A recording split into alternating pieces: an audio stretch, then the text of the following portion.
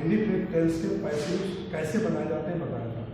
आज हम past continuous tense का पैसिव बनाना बताएंगे, ठीक है ना। तो पैसिव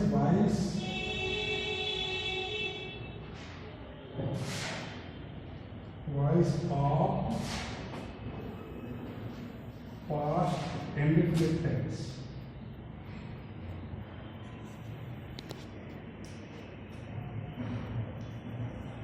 तो सबसे पहले इसका rule,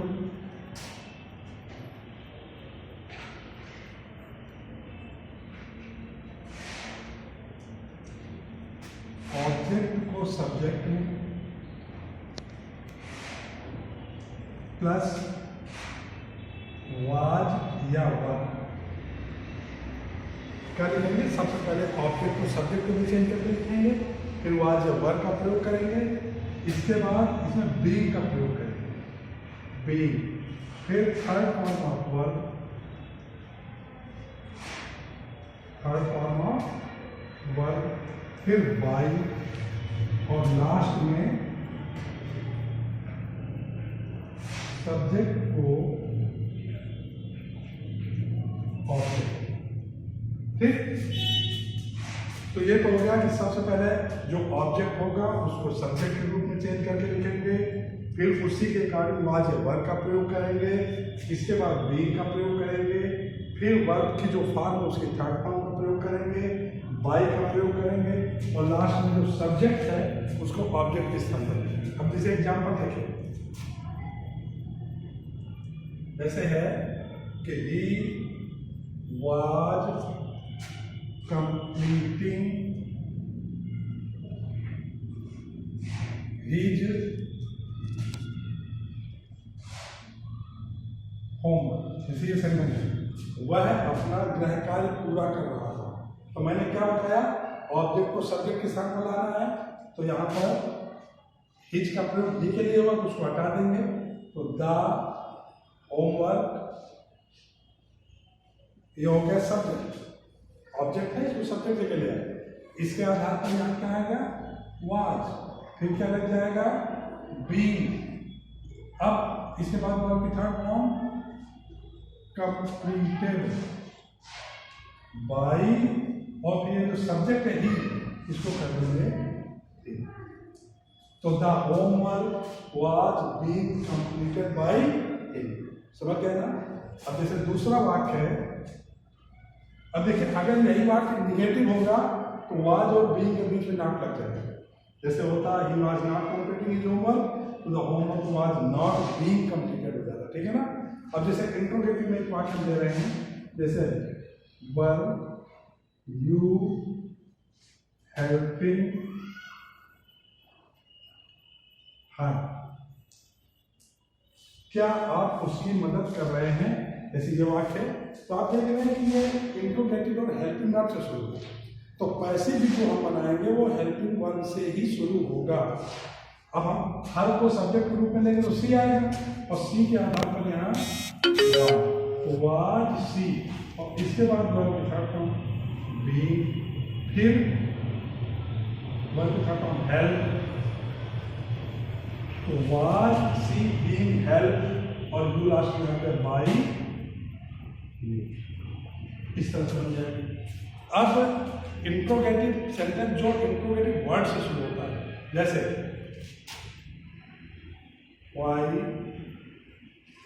was he laughing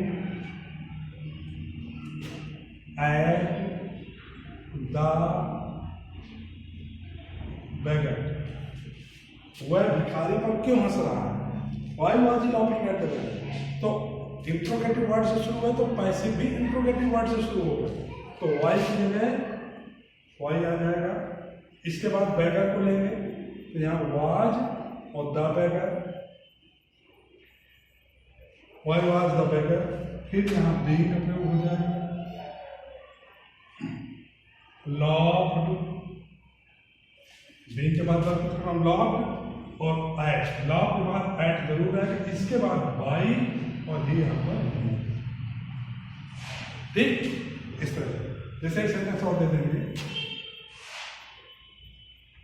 where were the boys playing cricket? ये सेंटेंस लड़के क्रिकेट कहाँ खेल रहे थे। अब इसका पैसिव भी हुआ से शुरू होगा तो वेयर क्रिकेट को बनाएंगे तो यहाँ वाज हो जाएगा द क्रिकेट, इसके बाद बीइंग का प्रयोग, फिर वर्ब की third form play by the boys last में आ जाएगा। क्लियर। अब देखिए अगर कोई सेंटेंस हु से शुरू होता है तब क्या करेंगे। जैसे सेंटेंस है हु वाज बीटिंग हिम, ये सेंटेंस है हु वाज बीटिंग हिम। अब जब इस वर्ड का पैसिव बनाएंगे तो हु को किसमें बदलेंगे, बाय होम, तो बाय होम। इसके बाद हिम ऑब्जेक्ट है तो सब्जेक्ट बनाएंगे तो बाय होम वाज ही, फिर लास्ट में यहाँ बीइंग और फिर लग जाएगा बीटेड। तो by whom was he being beated, समझ गया ना। फिर जैसे अगला सेंटेंस है इसी को निगेटिव कर रहे हैं who was not telling you a story, तुम्हें कहानी कौन नहीं सुना रहा। तो यहाँ भी हु को हम क्या करेंगे बाय होम में, तो बाय होम। अब हम यू को भी ऑब्जेक्ट बना सकते हैं, स्टोरी बना सकते हैं, स्टोरी को ले रहे हैं by whom was a story, not है बीइंग के पास नॉट बीइंग टोल्ड, और यहाँ क्या बच गया यू। अब अगर यहाँ पर हम यू को सब्जेक्ट के रूप में लें तो हो जाता by whom was you not being told a story, ये हो जाता है, समझ गया ना। अब देखिए जैसे वाक्य दे दिया जाए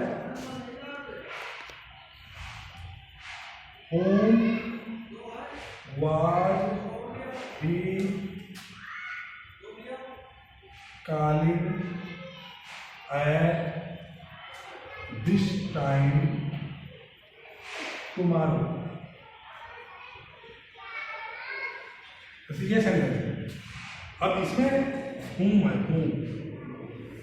अगर कोई सेंटेंस होम से शुरू होता है तो होम को हम बदल देंगे हु में, हो जाएगा हु, और इसी को सब्जेक्ट बना देंगे, होम को हु में बदलेंगे और उसी को सब्जेक्ट बना देंगे। तो हु वाज बीइंग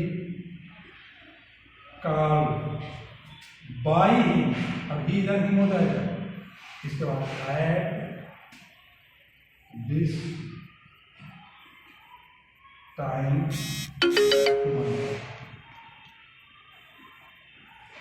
अब अगर कोई सेंटेंस व्हाट से दे दिया जाए तब क्या करेंगे। जैसे what was she doing then, ऐसा है। अगर कोई सेंटेंस व्हाट से शुरू होता है तो हम व्हाट को ही सब्जेक्ट बना देंगे। तो इसमें क्या कर देंगे व्हाट को ही सब्जेक्ट, तो what was being done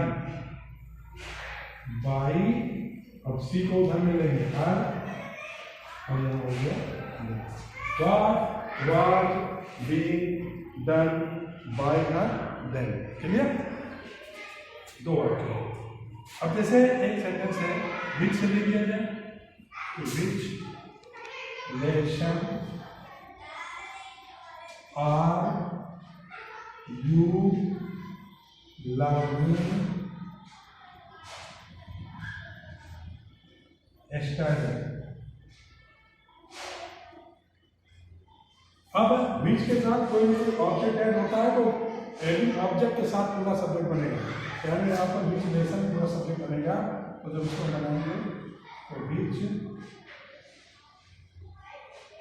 lesson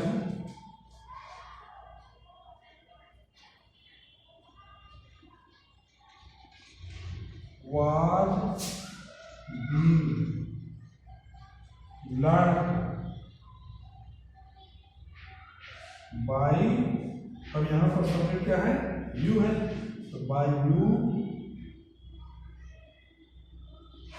yesterday. यानी which relation was being learned by you yesterday. एक एग्जाम्पल और देख लीजिएगा लास्ट में, 10वां है। जैसे सेंटेंस है कि how many rupees was he spending unnecessarily.